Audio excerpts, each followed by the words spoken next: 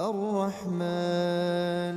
علم القرآن خلق الإنسان علمه البيان الشمس والقمر بحسبان والنجم والشجر يسجدان والسماء رفعها ووضع الميزان ألا تطغوا في الميزان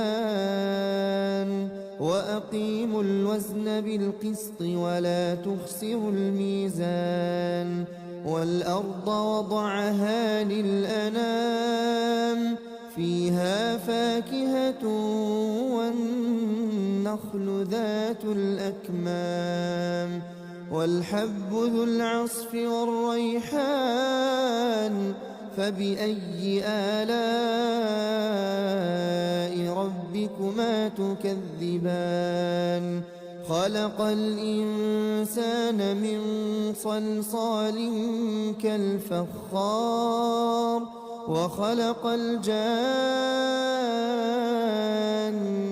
من مارج من نار فبأي آلاء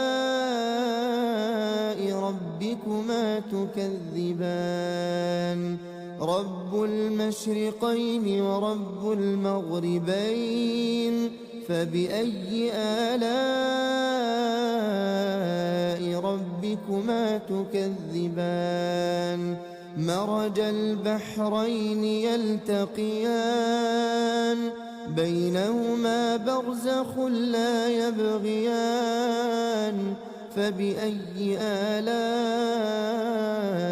ربكما تكذبان يخرج منهما اللؤلؤ والمرجان فبأي آلاء ربكما تكذبان وله الجوار المنشآت في البحر كالأعلام فبأي آلاء ربكما تكذبان كل من عليها فان ويبقى وجه ربك ذو الجلال والإكرام فبأي آلاء ربكما تكذبان يسأله من في السماوات والأرض كل يوم هو في شأن فبأي آلاء ربكما تكذبان سنفرغ لكم أيها الثقلان فبأي آلاء ربكما تكذبان يا معشر الجن والإنس إن استطعتم أن تنفذوا من أقطار السماوات والأرض فانفذوا لا تنفذون إلا بسلطان فبأي آلاء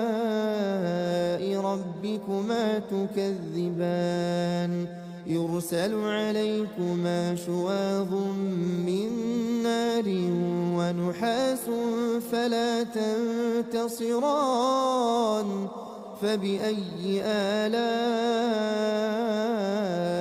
ربكما تكذبان فإذا انشقت السماء فكانت وردة كالدهان فبأي آلاء ربكما تكذبان فيومئذ لا يسأل عن ذنبه إنس ولا جان فبأي آلاء ربكما تكذبان يعرف المجرمون بسيماهم فيؤخذ بالنواصي والأقدام فبأي آلاء ربكما تكذبان